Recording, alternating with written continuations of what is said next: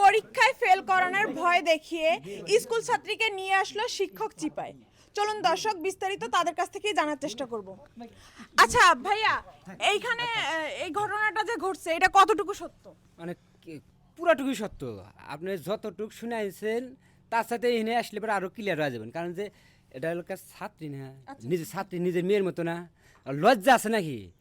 মানে এই বয়সে কিন্তু আর দুইটা মেয়ে আছে, তারপরে ওলোকা এসে পাই না এই কাম করতেছে। মনে করেন আমি তো ওলোকা ওই সাইডে এসে ওলোকা ছাগল চড়াবেন নাকি, ভিতরে ওলোকা ছাউন বোঝেন না। পরে আসলাম আচ্ছা আচ্ছা, এই ঘটনা প্রথম কে দেখছে? প্রথম দেখছে এই ভাই।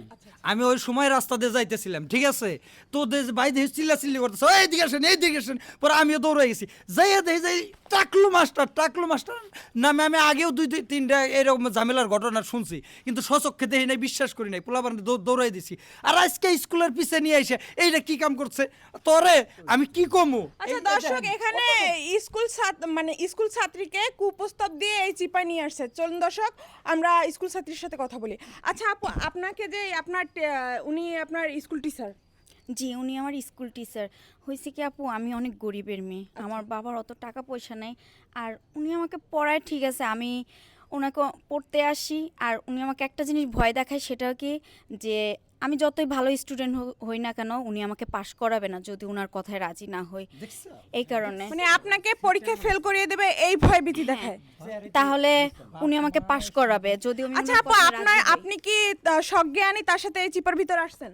সৎজ্ঞানীকে ওনার জোরে আসছি, না হলে তো উনি আমাকে ফেল করায় দিবে। আর আপনি ফেল করার ভয়, তার জন্যই আপনি আসছেন? হ্যাঁ, আমি ফেল করার ভয়তে ওনার কথায় রাজি হইছি। না হলে উনি বলছে আমাকে ফেল করায় দিলে আর আমি পরবর্তী উচ্চ ক্লাসে উঠতে পারবো আচ্ছা আচ্ছা, না। বুঝতে পারছি। আচ্ছা দর্শক, আমরা স্যারের সাথে একটু কথা বলার চেষ্টা করব। স্যার, আপনি একজন টিচার, তো আপনি ছাত্রছাত্রীকে শিক্ষা দিবেন, তার কারণে আপনি এখানে মানে কোন শিক্ষা দেওয়ার জন্য এই চিপার ভিতর নিয়ে আসছেন একটু বলবেন প্লিজ? দেখুন, এক হাতে তো আর তালি বাজে না। এই মেয়েটা আমাকে সবসময় বলতো, স্যার আমাকে পাস করে দেবেন, আমার টাকা পয়সা নেই আমাকে। আচ্ছা, পাশ করার জন্য তো শিক্ষার প্রয়োজন, এখানে তো চিপায় আসার কোনো প্রয়োজন হয় না, তো আপনি কেন চিপায় নিয়ে আসলেন? আরে বলো বল, সত্য কথা কও। সাংবাদিক আবার সামনে সত্য কথা কবে, একটা এর আগে কয়জন কি করছে সেটাও কবি। আপনি আপনার দোষ স্বীকার করুন এবং আপনার সত্যটা আমাদের খুলে বলুন প্লিজ স্যার। আমার কাছে তো প্রথমে শিকারি নেই, ছাত্রী কয় যে আমার শালি হয়। জি জি জি, আসলে বদমাইশ। আমি তাকে প্রস্তাব দিয়েছি, তবে সে রাজি হয়েছে, সেই কারণে এখানে আমি নিয়ে আসছি তাকে। আপনি তো তাকে ভয় ভীতি দেখিয়ে তারপর এখানে নিয়ে আসছেন, এটা কি আপনার করা ঠিক হয়েছে স্যার?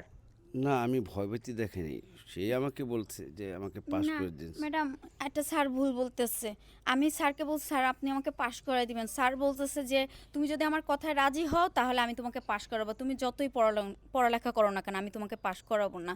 তারপর বলছে স্যার আমি কি করতে পারি আপনার জন্য, পরে বলে এরকম পরে বাধ্যতা হয়ে আমি আসছি, তাছাড়া আমার কাছে কোনো উপায় নেই। আচ্ছা, আপনি আপনার গার্জিয়ানকে জানানোর চেষ্টা করেন নাই এরকম একটা স্যার আপনাকে কুপ্রস্তাব দিছে?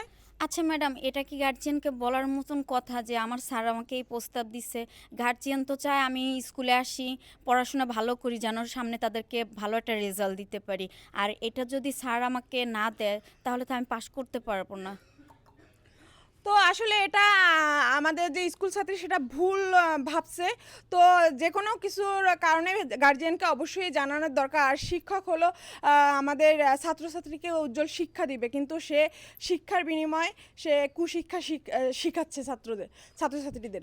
তো এরকমের থেকে আপনারা সবাই বিরত থাকবেন। আমাদের এই ভিডিওটা শুধুমাত্র আপনাদের শিক্ষার জন্য এবং বিনোদনের জন্য বানানো হয়েছে। আমাদের ভিডিওটা যদি ভালো লাগে অবশ্যই লাইক কমেন্ট শেয়ার করবেন। তো আমার ভিডিওটা কেমন লাগলো কমেন্টে জানাবেন। আবার একটা ভিডিও নিয়ে হাজির হব আমি, স্বাগতা সুমি। ততক্ষণ ভালো থাকবেন, সুস্থ থাকবেন, আল্লাহ হাফেজ।